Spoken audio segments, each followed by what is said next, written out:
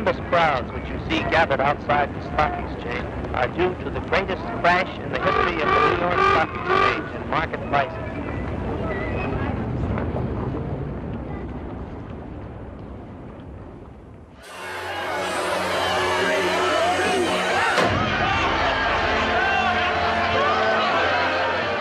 December 31st, New Year's Eve.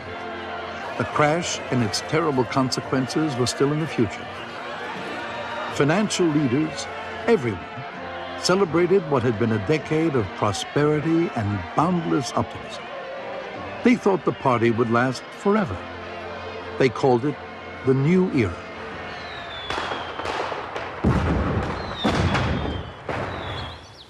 (1929). All the hope and promise and illusion of the 20s converged in that one year.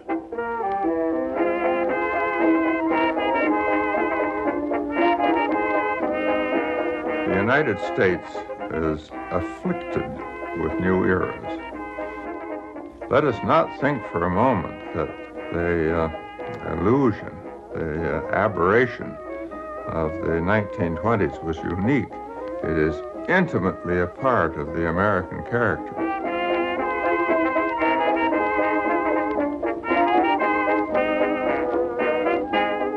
The mood of the era, I think, can best be remembered by the hit song. Was that 1929, Blue Skies? In the 20s, yes. Blue Skies. Smiling at me. Yeah. Nothing but blue skies do I see. Yes. Never saw the sun shining so bright. Never saw things going so right. Gray days, all of them gone. Nothing but blue skies from now on. Nothing but blue skies from now on.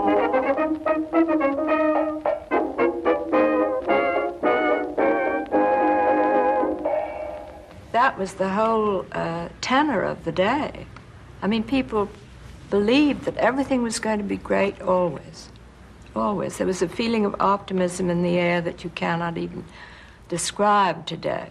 And everybody seemed to have an interest in the stock market. Certainly the bootblack, the tailor, the grocer owned shares of one kind or another. This was the first time that many ordinary Americans had begun to invest in stocks.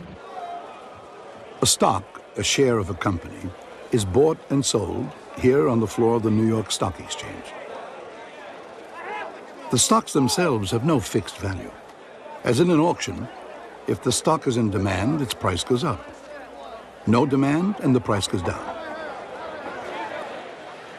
For almost 8 straight years, stock values had been rising. By 1929, there seemed to be no upper limits in this world of paper, numbers, and dreams. It was an arena of unbounded opportunity where somebody like my grandfather could come into it and make a fortune. So many people made so much money in the market that late in the 20s, it seemed that you just couldn't go wrong buying stocks in American companies. Here was a whole new way to make a fortune. Unlike the Carnegies and the Rockefellers of previous decades who built steel mills and dug oil wells, men like Michael Meehan, Jesse Livermore, and Charles Mitchell had amassed their fortunes buying and selling stocks, pieces of paper. The public was fascinated. Bankers, brokers, and speculators had become celebrities, and they lived like royalty. I can hardly believe that a family lived in this kind of a house. I mean, today it would be almost unbelievable. 6 stories and these great big rooms. Enormous.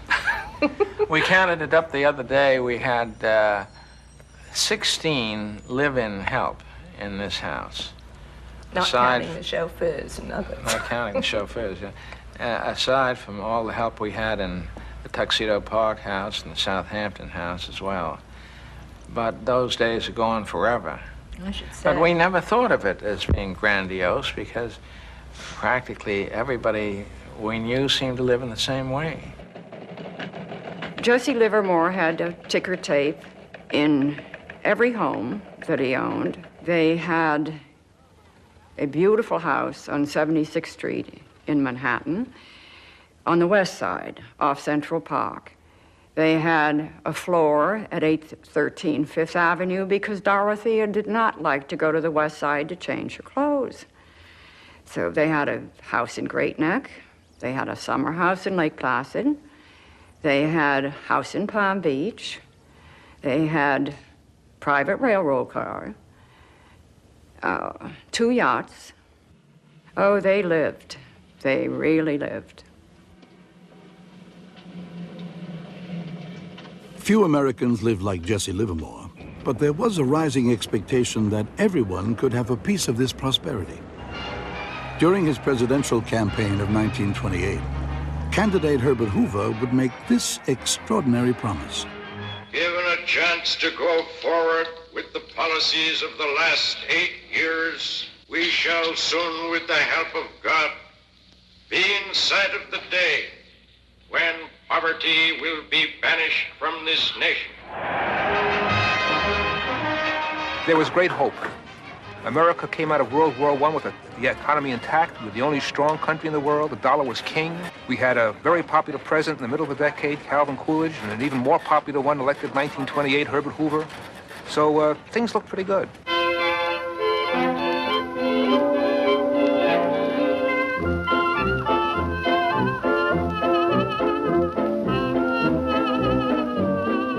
The economy was changing in this new America. It was the dawn of the consumer revolution. New inventions, mass marketing, factories turning out amazing products like radios, rayon, air conditioners, underarm deodorant. This is a period in which the American household gets the washing machine, gets the refrigerator, goes off gaslight and gets electricity in some cities. This is a period in which people would buy little plugs to put into the outlets in the wall so the electricity wouldn't leak on the floor. What will they think of next was a 1920 saying. Because new things were continually coming out. And there were new things which you could enjoy, not just for the few. One of the most wondrous inventions of the age was consumer credit. Before 1920, the average worker couldn't borrow money. By 1929, buy now, pay later had become a way of life. So there were changes, many changes in the way people viewed the world, and all of them optimistic. You extrapolate the curve, and what do you have? Permanent prosperity. That was a term one heard in the late 1920s. We're entered an age of permanent prosperity. Wall Street got the credit for this prosperity, and Wall Street was dominated by just a small group of wealthy men.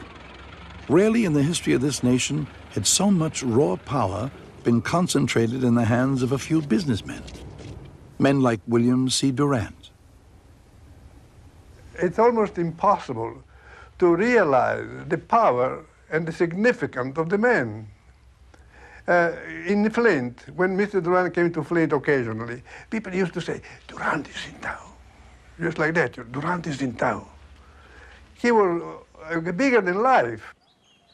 Earlier in the century, Durant had founded General Motors. Now, he made his money on Wall Street. Backed by Midwestern auto industrialists, he controlled so much money that he could single-handedly drive up the price of a stock and then sell, reaping huge profits. He was just at the apotheosis, at the maximum of his power. He managed, according to the voices of the time, according to what was said, anywhere between $2 to $5 billion, which in those days were fabulous. The market was filled with bulls, and he was the bull of the bulls.